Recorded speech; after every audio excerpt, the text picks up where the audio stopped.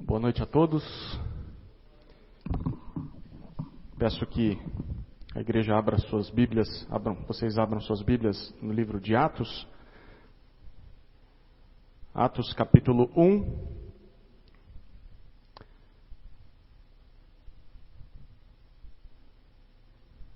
Leremos os versículos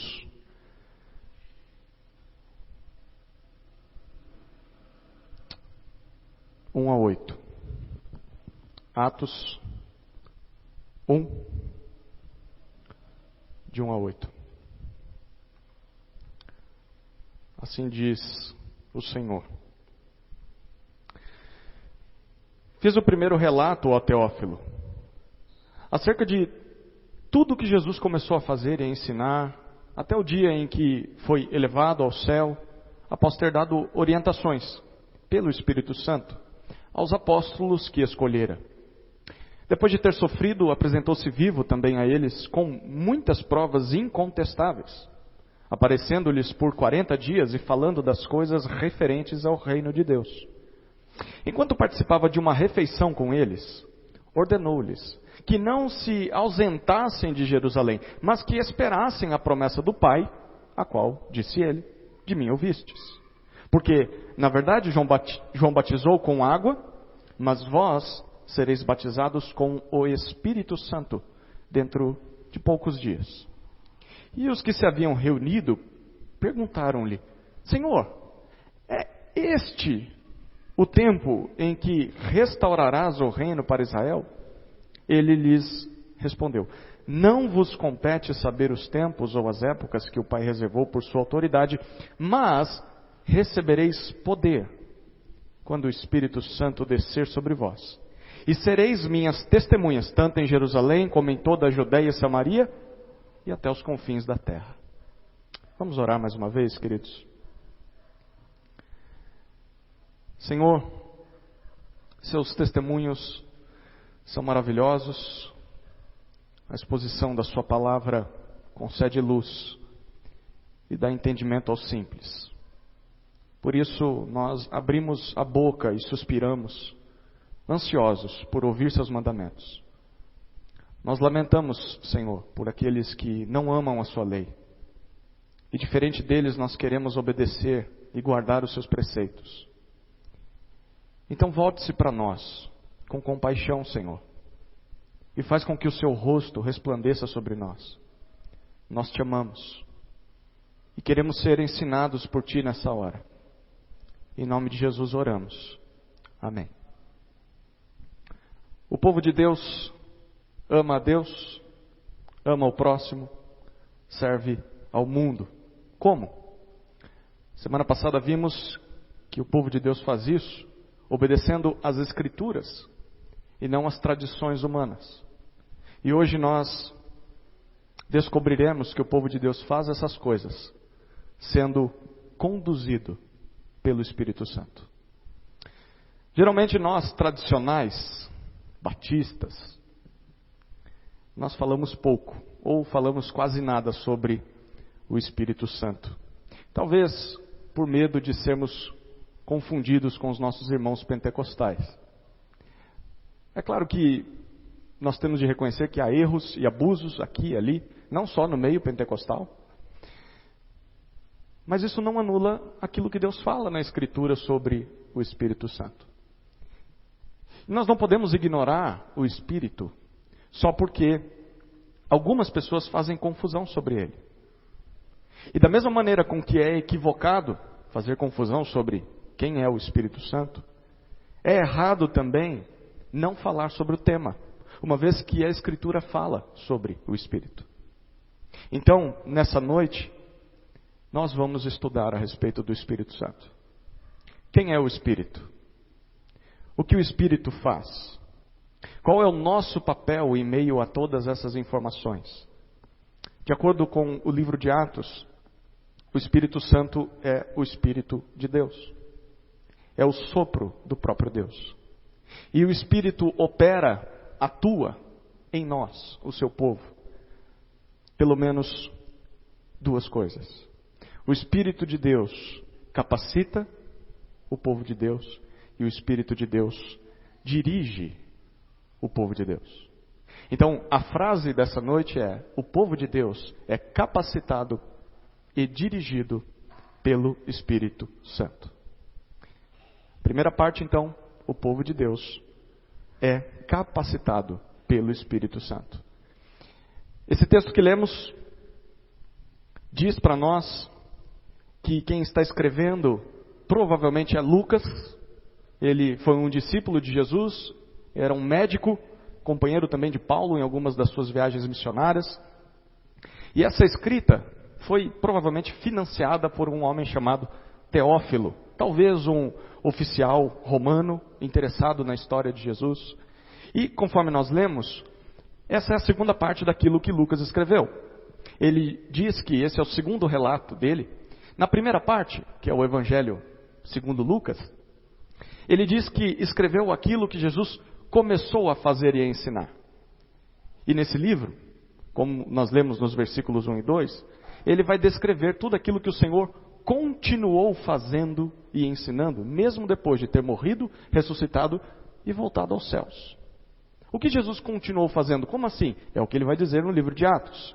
Ele diz que antes de Jesus ser elevado ao céu, ele apareceu por 40 dias aos seus discípulos.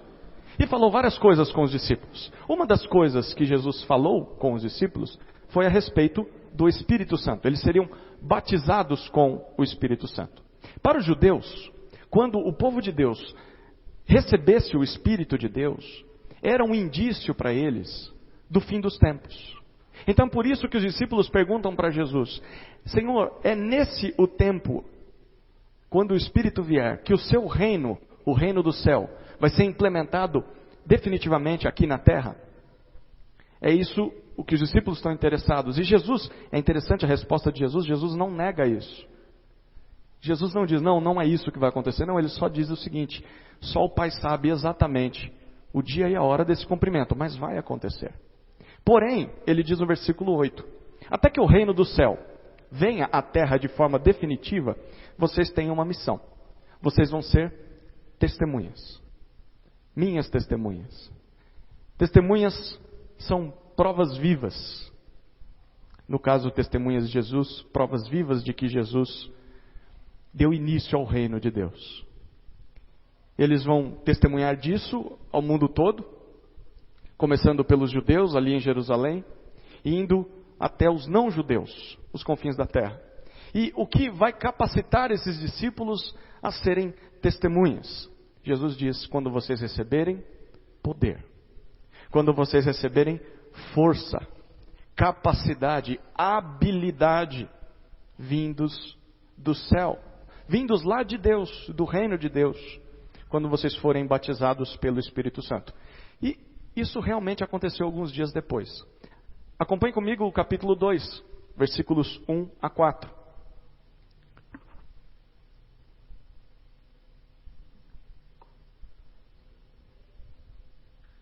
Capítulo 2 de Atos, versículos 1 a 4.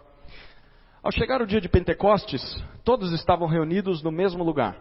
De repente veio do céu um som, como de um vento impetuoso, e encheu toda a casa onde estavam sentados, e apareceram umas línguas como de fogo, distribuídas entre eles, e sobre cada um pousou uma.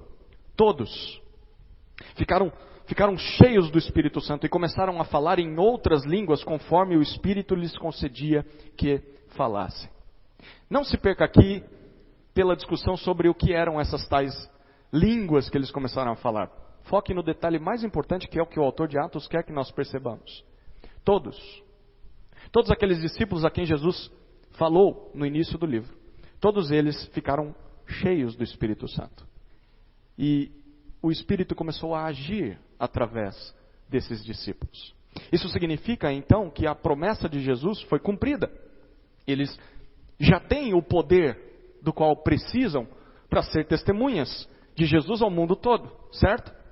E foi isso que eles fizeram, certo? Sim ou não? Mais ou menos, pelo menos a princípio. Porque o tempo foi passando e aquela comunidade de discípulos cresceu. Mas eles não se espalharam pela terra, eles ficaram apenas ali em Jerusalém. Eles não foram para a Judéia, não foram para Samaria e não foram aos confins da terra. Então algo foi necessário que acontecesse. Olha o capítulo 8, versículos 1 a 4. Capítulo 8, versículos 1 a 4.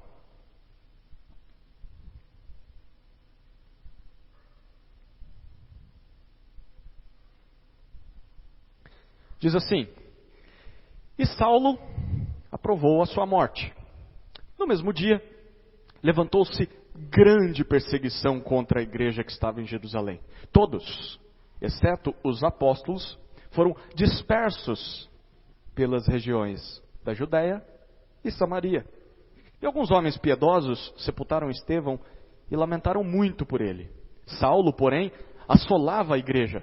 Entrando pelas casas, arrastava os homens e mulheres e os colocava na prisão. No entanto, os que foram dispersos iam por toda parte, anunciando a palavra. Um daqueles novos discípulos se chamava Estevão. Por meio do Espírito Santo, cheio do Espírito Santo, ele confrontou os líderes ali em Jerusalém, os líderes judeus. E ele confrontou eles porque eles não reconheciam Jesus como o Senhor e Rei do reino de Deus. Então eles apedrejaram Estevão até a morte. O versículo 1 diz para nós que Saulo foi um daqueles que aprovaram aquele assassinato. Saulo era um judeu muito devoto. Era um homem que acreditava que os discípulos de Jesus estavam errados. E por isso, eles eram hereges. E movido por essa crença de que eles eram hereges, ele acreditava que eles precisavam ser calados. Porque se eles estavam errados dizendo que Jesus era o Messias, eles estavam arrastando judeus por toda parte para essa nova seita.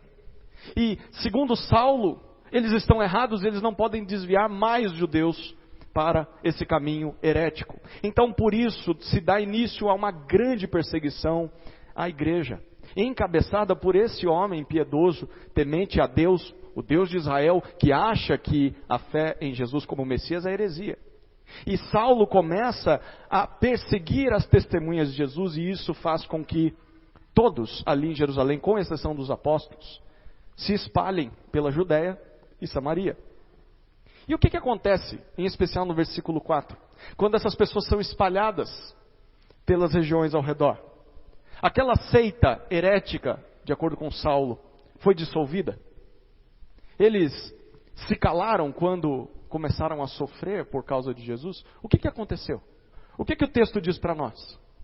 Não, eles fizeram aquilo que Jesus tinha dito para eles no capítulo 1.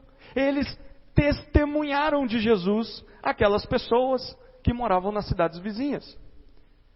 Se eles não saíssem de Jerusalém, se eles não saíram de Jerusalém para testemunhar de Jesus por iniciativa própria, agora eles tiveram de fazer isso. Eles foram empurrados para fora da cidade. Mas uma perguntinha interessante aqui é: como é que essas pessoas testemunharam de Jesus, se os pregadores oficiais da igreja não estão com eles? Os pregadores, o texto disse, ficaram lá em Jerusalém, os apóstolos estão lá. Como é que essas pessoas testemunharam de Jesus nessas regiões? Segundo o texto, eles testemunharam de forma natural. Talvez não do jeito que eles imaginavam, mas o testemunho foi feito por gente simples, gente comum, como eu e você. E foi feito nas coisas do dia a dia.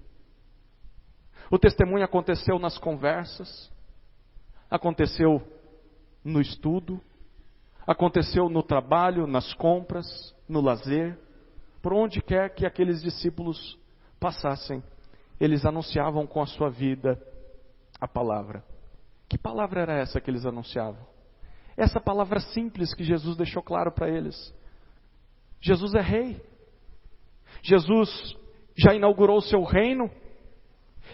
Aqueles discípulos já faziam parte desse reino e o principal, qualquer outra pessoa poderia também fazer parte desse reino, atender ao convite de Jesus. Esse é o convite para todos aqueles que se submetem a Ele como Rei. O Espírito Santo capacita o povo de Deus. O que isso significa para a gente hoje? Bom, significa que esse povo, se é capacitado pelo Espírito Santo, esse povo já tem o necessário para testemunhar de Jesus ao mundo. A capacidade da qual a igreja precisava para ser testemunha de Jesus já veio. Essa capacidade, essa habilidade veio com a pessoa do Espírito Santo. Ou seja, todos os discípulos de Jesus já têm esse poder, porque todos os discípulos de Jesus já têm o Espírito Santo. E esse poder não é algo que se perde. Da mesma maneira com que você não perde o Espírito Santo. E esse poder está em nós para ser usado. Esse poder está em nós para que testemunhemos de Jesus ao mundo. Então, nada nos falta mais. Não nos falta cursos, não nos faltam experiências miraculosas com o Espírito Santo, não nos faltam inovações que possam produzir para que a gente sinta mais o Espírito Santo, não nos faltam mais pessoas dentro da igreja para que então testemunhemos, não nos faltam mais materiais, folhetos, ministérios, não nos faltam mais iniciativas do pastor para que sejamos testemunhas. Tudo o que nós precisamos, nós já temos. Se nós temos o Espírito, nós já temos tudo o que precisamos para testemunhar de Jesus ao mundo. Mas, esse testemunho nem sempre é fácil. Apesar de ser profundamente simples. Não se perca pelas palavras. Esse testemunho nem sempre é fácil, apesar de ser profundamente simples. Para aqueles discípulos, imagine-se no lugar deles. Eles viram Estevão, um dos líderes da comunidade, ser apedrejado. Depois disso, eles começaram a ser perseguidos. Eles foram expulsos da sua terra. Isso é fácil? Sim ou não? É fácil estar no lugar dos discípulos? Não, não é algo fácil. Muita coisa muda quando nós mudamos de cidade, ainda mais contra a nossa vontade, e é o que está acontecendo com eles. Eles tiveram de largar tudo em Jerusalém. Mas, mesmo diante dessa má notícia, o testemunho aconteceu e de forma simples. Como assim aconteceu de forma simples? Se eles já eram testemunhas de Jesus, lá em Jerusalém, eles não precisaram fazer mais nada demais. Eles simplesmente continuaram pensando, falando e vivendo como discípulos de Jesus, como seguidores de Jesus. Só que agora em terra distante, terra diferente. E eu quero que você pense comigo um pouquinho aqui. Ao nos conceder o Espírito, Jesus nos tornou as suas testemunhas. Mas convenhamos, nem sempre nós testemunhamos, né? Nem sempre. Por isso, às vezes, Deus vem e bagunça a nossa vida. Deus vem e mexe as coisas, tirando a gente daquela zona de conforto, para que a gente possa testemunhar. Que era o que deveríamos estar fazendo quando tudo está bem. E como é que nós deveríamos reagir a essas novas mudanças? Mudanças que nem sempre são agradáveis. Nós deveríamos reagir como essa igreja reagiu. Como discípulos de Jesus. Porque é isso que nós somos. Discípulos de Jesus. Que testemunham as pessoas de Jesus e do reino dele. O reino já teve início, aqui não é nossa morada final. O Espírito Santo capacita o povo de Deus. A segunda ação do Espírito sobre o povo é que o Espírito Santo dirige o povo de Deus. O Espírito Santo dirige esse povo. Abra agora em Atos capítulo 13,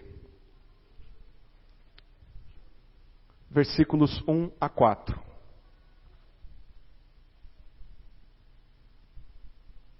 Atos 13, 1 a 4. Diz assim: na igreja em Antioquia, havia profetas e mestres, Barnabé, Simeão, chamado Níger, Lúcio de Cirene, Manaém, que havia crescido com o governante Herodes, e Saulo. Enquanto cultuavam o Senhor e jejuavam, o Espírito Santo disse: separai-me Barnabé e Saulo para a obra para a qual os tenho chamado. Então, depois de jejuar, oraram e lhes impuseram as mãos e deixaram que partissem. Assim, enviados pelo Espírito Santo, desceram a Seleucia e dali navegaram para Chipre. Alguns daqueles discípulos que foram dispersos por causa da perseguição, acabaram chegando à cidade de Antioquia. Antioquia era uma grande cidade, muito importante e muito movimentada na sua época. E quando eles chegaram na cidade, o que eles fizeram? Testemunharam de Jesus naquela cidade. E muitos ouviram. Muitos creram na mensagem de Jesus. Então, deu-se início à igreja em Antioquia. E com o tempo, essa igreja se tornou grande, se tornou importante. Tanto aquela outra igreja que estava em Jerusalém, aquela igreja onde os apóstolos ficaram. Mas Antioquia também tinha um bom time, podemos dizer assim, de líderes. Líderes que são aqui chamados de profetas e mestres. Dentre eles, não sei se você reparou, mas na minha leitura eu destaquei um. O último que é citado no versículo 1. Qual que é o nome do camarada aí? Saulo. Você lembra do Saulo? A gente acabou de falar dele. O Saulo, o mesmo que liderou aquela perseguição à igreja em Jerusalém, agora ele não está mais perseguindo a igreja, mas esse mesmo Saulo está seguindo Jesus. E não só isso, ele está profetizando sobre Jesus, ele está ensinando a igreja em Antioquia. Como é que isso aconteceu? O ponto é que no início da perseguição, ou melhor, no meio da perseguição, Jesus se revelou a Saulo. No caminho, Jesus apareceu a ele. E naquele momento, Saulo se rendeu ao rei.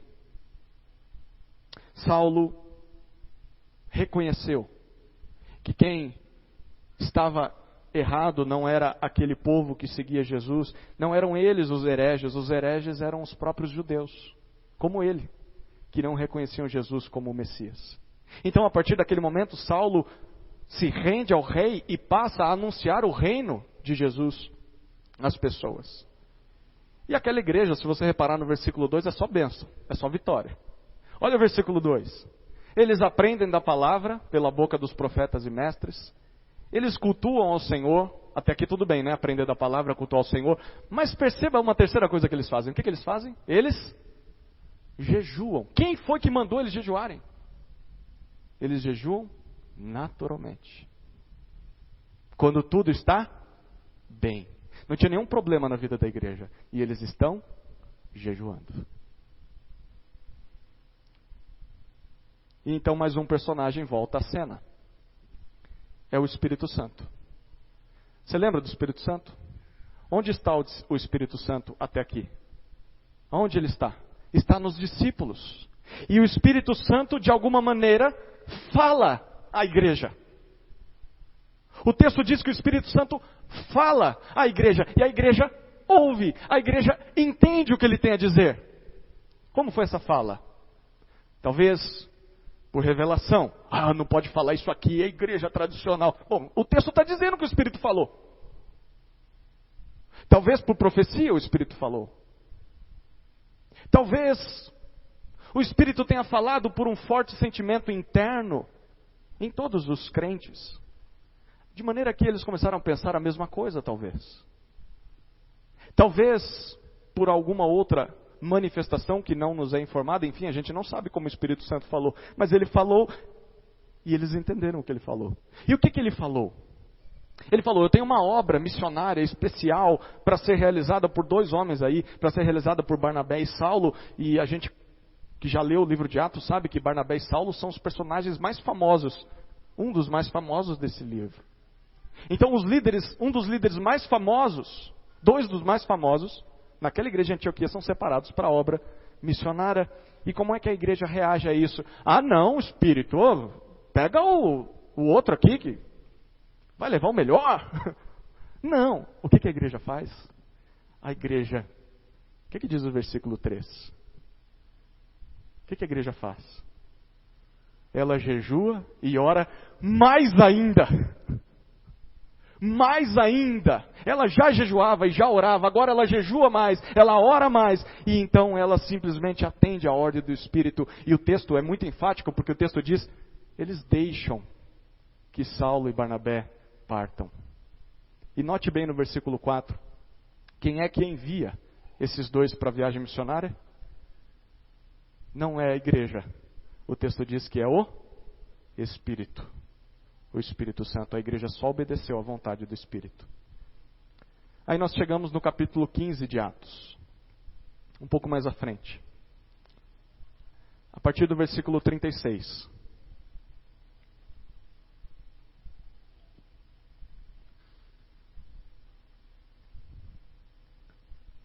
Nós vamos ler até o capítulo 16, versículo 10. Atos 15, 36 em diante. Decorridos alguns dias, Paulo disse a Barnabé, vamos visitar os irmãos em todas as cidades onde anunciamos a palavra do Senhor para ver como estão. E Barnabé queria levar também João, chamado Marcos. Mas para Paulo, parecia não fazer sentido levar consigo quem desde a Panfilha havia se afastado deles e não os acompanhara no trabalho. E a divergência entre eles foi tão grave que se separaram um do outro. E Barnabé, levando Marcos consigo, navegou para Chipre, mas Paulo, tendo escolhido Silas, partiu confiado pelos irmãos à graça do Senhor. E passou pela Síria e Cilícia, fortalecendo as igrejas. Capítulo 16. E chegou também a Derbe e Listra. Havia ali um discípulo chamado Timóteo, filho de uma judia crente, mas de pai grego. Os irmãos em Listra e Icônio davam bom testemunho dele. Paulo queria que ele o acompanhasse. Tomou-o então e o circuncidou por causa dos judeus que viviam na região, porque todos sabiam que seu pai era grego. À medida que passavam pelas cidades, entregavam aos irmãos as decisões que haviam sido tomadas pelos apóstolos e presbíteros em Jerusalém para serem obedecidas. Dessa forma, as igrejas eram firmadas na fé e a cada dia cresciam em número. Atravessaram a região frígio-gálata, mas foram impedidos pelo Espírito Santo de anunciar a palavra na Ásia. Quando chegaram perto da Mísia, tentavam ir para a Bitínia, mas o Espírito de Jesus não o permitiu. Então, passando pela Mísia, desceram para Troade. De noite, Paulo teve uma visão.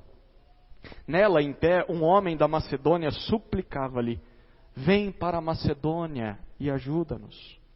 E quando ele teve essa visão, logo procuramos partir para a Macedônia, concluindo que Deus nos havia chamado para lhes anunciar o Evangelho. Aquela primeira viagem missionária de Paulo e Barnabé foi um sucesso. As pessoas creram em Jesus, igrejas foram plantadas e o reino do céu foi expandido na terra. Então, nós chegamos ao final do capítulo 15.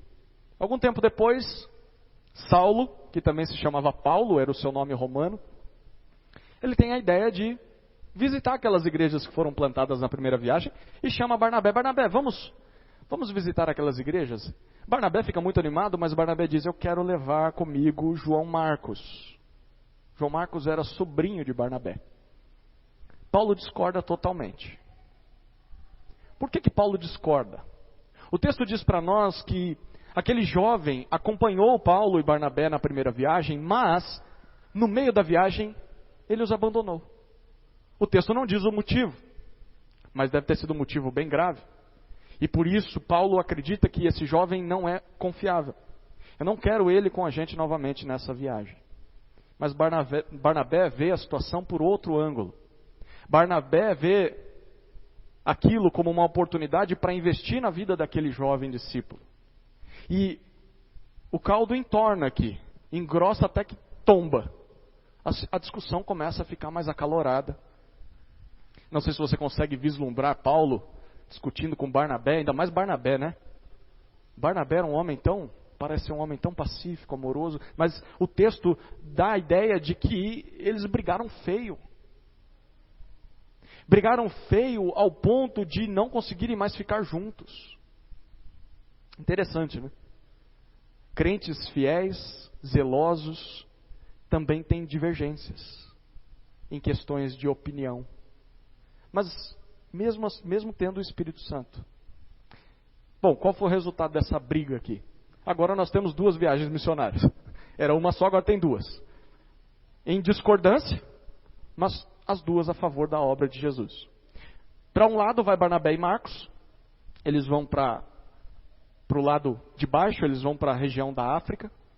E por outro lado nós temos Paulo e Silas indo em direção à Ásia.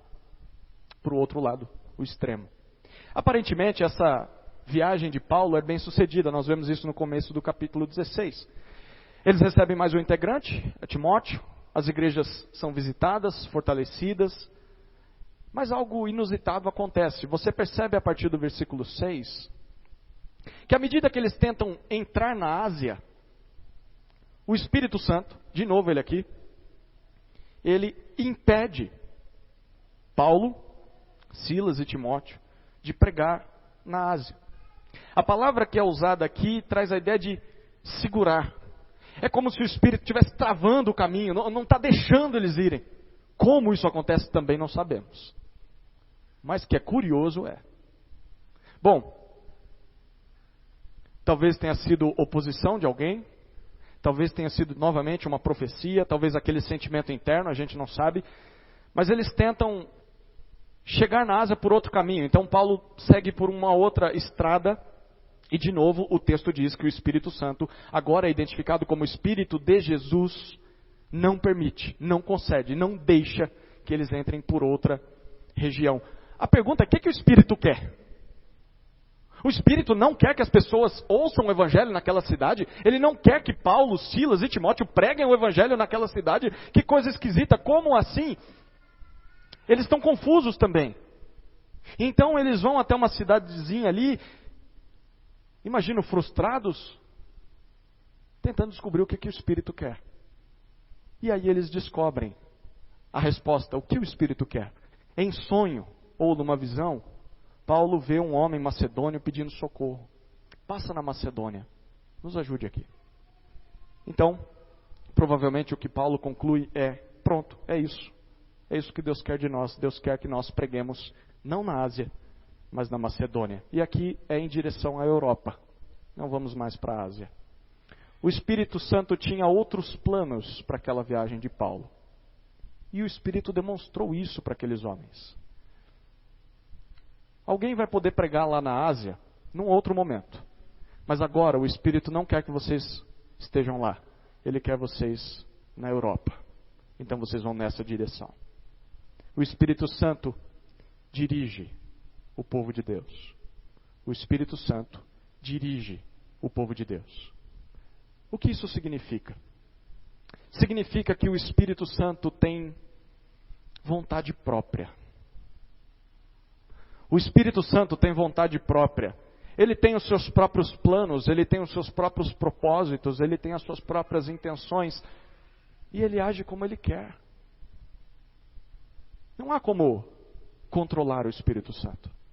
Não há como domesticar o Espírito Santo, colocar ele dentro de uma caixa e dizer: você só pode agir dentro desses limites, porque nós queremos que seja assim. Não dá para fazer isso com o Espírito Santo. Ele é o Espírito do Deus Todo-Poderoso, ele faz o que ele bem entende. Infelizmente, hoje em dia, há muitos que ignoram essa verdade. Há muitos que tratam o Espírito como uma força sobrenatural, como um arrepio na espinha, ou como alguém que só se manifesta na hora do louvor de domingo, sabe? Ou que fica fica escondido na vida das pessoas durante a semana. Tem gente que acha que o Espírito é isso, sem contar aqueles que têm a petulância, têm a arrogância de achar que podem controlar o Espírito. E essas pessoas chegam a determinar o que o Espírito tem de fazer. E eles oram: eu determino. Eu determino. Eu ordeno. Essas pessoas esperam que o Espírito se comporte de acordo com as suas vontades. Essas pessoas têm uma agenda e elas falam, o Espírito precisa se adequar à nossa agenda. Então eles dizem assim, olha, venha na sexta-feira, porque na sexta-feira o Espírito vai agir. Vão haver conversões e o Espírito vai ter que estar aqui, ele vai ter que fazer o que a gente planejou. Planejam avivamentos. Dizem, olha, esse ano vai ser o ano de avivamento. Quem disse que vai ser o ano de avivamento? É você que está dizendo. Eles criam uma agenda e dizem para o Espírito, você tem que se adequar à nossa agenda. Se isso já não fosse o bastante, e aí talvez você esteja pensando, realmente, as outras igrejas fazem isso. Não, mas nós também agimos muitas vezes tentando controlar o Espírito. Você quer saber como? Quando nós dizemos aqui, só esses tipos de dons podem ser manifestos. Aqui, só essas coisas podem ser ação do Espírito. Nas outras igrejas, bom, eu não sei o que está acontecendo nas outras igrejas, mas aqui, esse tipo de dom, falar em línguas, visões, profecias, não, o Espírito não faz mais essas coisas. O Espírito já não age mais. Não. Nós definimos que o Espírito não faz mais isso. Aqui é uma igreja tradicional e não pode acontecer aqui. Quem disse? O Espírito faz o que quer. O Espírito age da maneira que quer.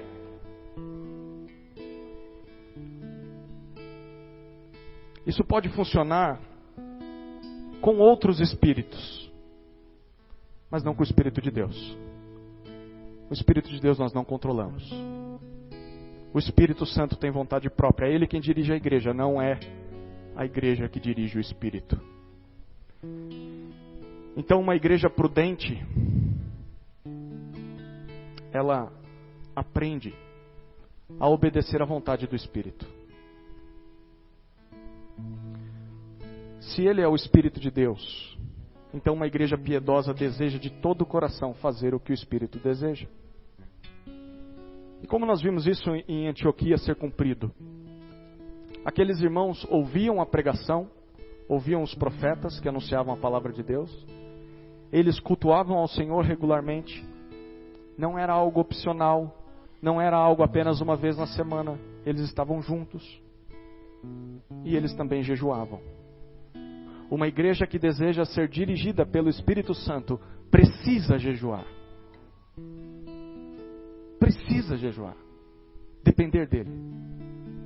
Em ambientes assim, onde há pessoas que ouvem a palavra de Deus, pessoas que cultuam a Deus, pessoas que jejuam por Deus, o Espírito tem liberdade de se mover. O Espírito tem liberdade de se manifestar. As pessoas se tornam mais sensíveis, as pessoas se tornam mais abertas ao que o Espírito deseja, e de alguma forma o Espírito faz com que a sua vontade seja manifesta na vida dessas pessoas.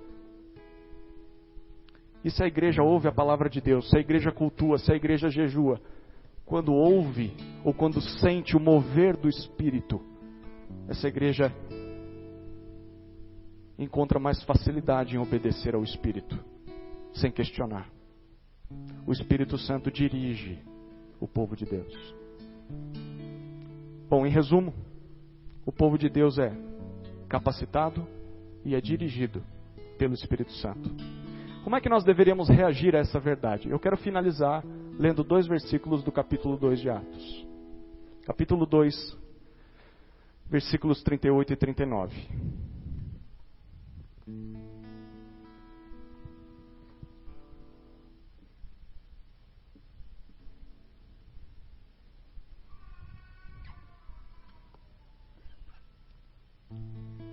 Capítulo 2, 38 e 39.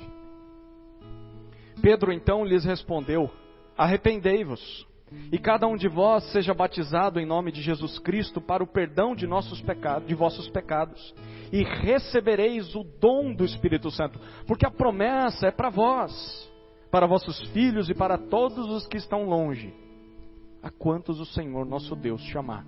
Como nós vamos reagir a tudo o que aprendemos hoje? Talvez eu quero propor para você 2 possíveis reações. A primeira é para aqueles que ainda não são discípulos de Jesus. E talvez você perceba que não é discípulo de Jesus pelo fato de que você não percebe a ação do Espírito na sua vida. A palavra para você é: arrependa-se. e creia em Jesus. Arrependa-se dos seus pecados e creia em Jesus. O dom do Espírito Santo é uma oferta a todos aqueles que o desejam.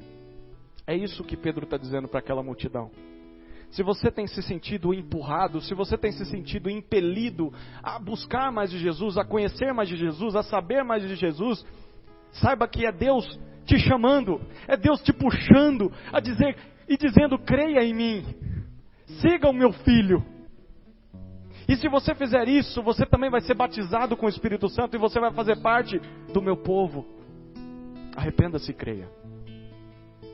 Mas uma segunda reação possível é para você que já é discípulo de Jesus. E o Espírito confirma isso dentro de você, se manifestando, te impelindo, te empurrando a cumprir a vontade de Deus. Então a palavra para você que já tem o Espírito é: obedeça à vontade do Espírito. Obedeça à vontade do Espírito. Não ache que o que Atos diz a respeito do Espírito é apenas para os nossos irmãos pentecostais. Não. Se o Espírito Santo dirige o povo de Deus, e se nós fazemos parte desse povo, então nós temos de aprender a sermos dirigidos pelo Espírito. Às vezes isso pode ser bem subjetivo. Como foi com a igreja lá em Antioquia, né? Como é que o Espírito dirigiu a turma lá? Como é que eles sabiam o que o Espírito queria? Bom, talvez pode ser por uma vontade interior, talvez como um sentimento coletivo, talvez com pensamentos que vinham um momento ou outro, como se Deus estivesse realmente falando com eles, talvez por situações e eles interpretavam aquilo como o Espírito se movendo entre eles, talvez por impedimentos. Eu não consigo fazer isso, eu estou planejando. São coisas que Deus gosta, são coisas que Deus se agrada, mas não conseguimos. Talvez isso esteja comunicando a vontade do Espírito. Talvez dificuldades na nossa vida sejam manifestações do Espírito dizendo não ou sim para essas coisas. Bom, não sei, às vezes pode ser subjetivo, mas muitas vezes pode ser muito claro o que o Espírito quer para nós, por meio daquilo que Deus diz na palavra dele. Nós devemos nos esforçar por obedecer cada vez mais aquilo que o Espírito diz na Escritura. E ainda assim nós também devemos estar sensíveis àquilo que ele não diz verbalmente, mas que ele deixa claro quando age dentro do seu povo, quando ele se move entre nós. E talvez aqui você esteja com um monte de dúvidas sobre como isso funciona. Eu só quero finalizar com uma palavra. Se o mesmo Espírito que inspirou a Escritura é o mesmo Espírito que habita em nós, e é o mesmo Espírito, o Espírito de Deus, então aquilo que ele diz no texto, e como ele nos dirige além do texto, fora do texto, sempre vai estar de mãos dadas. A vontade do Espírito que foi revelada aqui sempre vai andar de mãos dadas com a direção que ele nos dá. O Espírito vai nos conduzir a obedecer a Deus. Que o Espírito nos ajude, queridos. Amém.